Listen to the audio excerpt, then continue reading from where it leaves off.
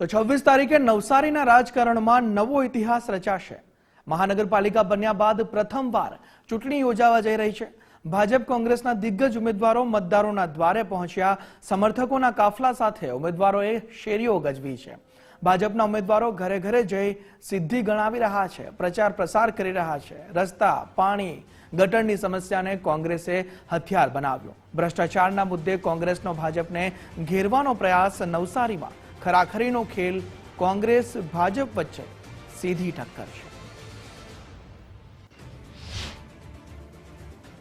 સ્થાનિક સ્વરાજ્યની ચૂંટણી હવે નજીક આવી રહી છે અને મતદાનના દિવસો પણ એકદમ નજીક છે, ત્યારે જે ઉમેદવારો જે છે તેઓ પોતાના સમર્થકો સાથે જે છે તે પ્રચાર પ્રસાર જોરશોરમાં કરી રહ્યા છે। ત્યારે રાત્રિ દરમિયાન પણ ઉમેદવારો જે છે તે પોતાના જે સમર્થકો છે તેમની સાથે પ્રચાર કરી રહ્યા છે। ત્યારે આપણે સીધા તેમની સાથે, જી તમે અત્યારે રાત્રિ દરમિયાન પણ પ્રચાર કરી રહ્યા છો ડોર ટુ ડોર, કયા મુદ્દાને લઈને લોકોની વચ્ચે જઈ રહ્યા છો?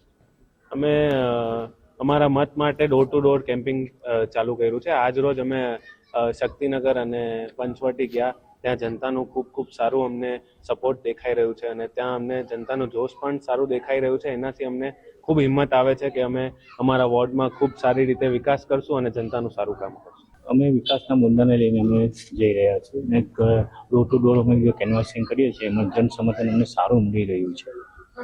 જી, આપ જણાવશો આપ કયા મુદ્દાને લઈને લોકોની વચ્ચે જઈ રહ્યા છો અને કેવી રીતે લોકો પાસે મત માંગી રહ્યા છો? હું તો એક લેડીઝ છું, એ હિસાબે લેડીઝના વિકાસ માટે, જાણે કે લેડીઝો જાગૃત થાય એના માટે હું વિકાસ, એ જ મારો મુદ્દો છે। જી, આપ જણાવશો કયા મુદ્દાને લઈને આપ લોકોની વચ્ચે જઈ રહ્યા છો, કેવું સમર્થન મળી રહ્યું છે? વિકાસનો જ મુદ્દો, વિકાસ થાય એવું જ।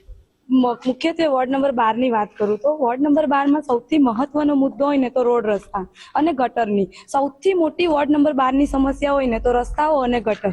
એટલે અમે તો અમે જેની પાસે પણ લોકો પાસે જઈએ છીએ, લોકો અમને એમ જ કહે છે કે તમે અમને રસ્તા બનાવી આપો, અમને ગટર સરખી કરી આપો। તો જો હું ઉમેદવાર તરીકે જીતીને આવીશ તો હું પહેલું કામ ગટર અને રસ્તા બનાવવાનું કરીશ।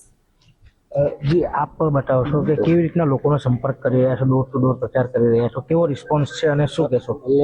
આ ઘણો બધો સારો રિસ્પોન્સ છે, કારણ કે આ વખતે લોકો ભાજપના આટલા વર્ષના શાસનથી બહુ કંટાળ્યા છે ને અમારે ત્યાં તો જે મીઠા પાણીનો સમસ્યા ઘણો બધો વોર્ડ નંબર 12માં જે મીઠું પાણી આવવું જોઈએ, જે ફિલ્ટરેશન પ્લાન્ટ છે તેનું પાણી વોર્ડ નંબર 12માં આવતું જ નથી ને પાણીનો મોટો સમસ્યા છે। એટલે વચ્ચે તો આ લોકો ખાલી એક ટાઈમ જ પાણી આપતા, આખા દિવસમાં એક જ ટાઈમ પાણી આપતા।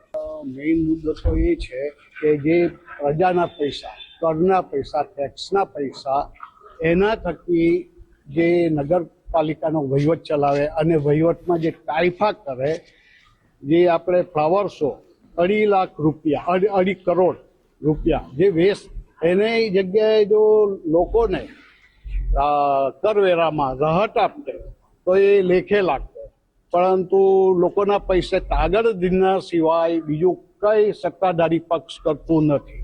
આ મેઇન પ્રશ્ન આ છે અને રોડ, પાણી, બહુ ઘણી સમસ્યા છે।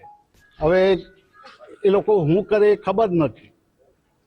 જી, ચોક્કસથી તો આ જે હતા એ વોર્ડ નંબર 12ના જે ઉમેદવારો હતા અને તેઓ રાત થઈ ગઈ છે તેમ છતાં પણ જે છે તે લોકોનો ઘરે ઘરે જઈને સંપર્ક કરી રહ્યા છે અને લોકોને જે છે તે સમજાવી રહ્યા છે, તેમના વોર્ડની જે સમસ્યા છે તે લોકો સમક્ષ મૂકી રહ્યા છે અને પોતે ચૂંટાઈને આવશે તો વહેલી તકે તે કામ પૂરા કરવાની તેઓ ખાતરી આપી રહ્યા છે। સ્નેહલ પટેલ, ગુજરાત ફર્સ્ટ, નવસારી।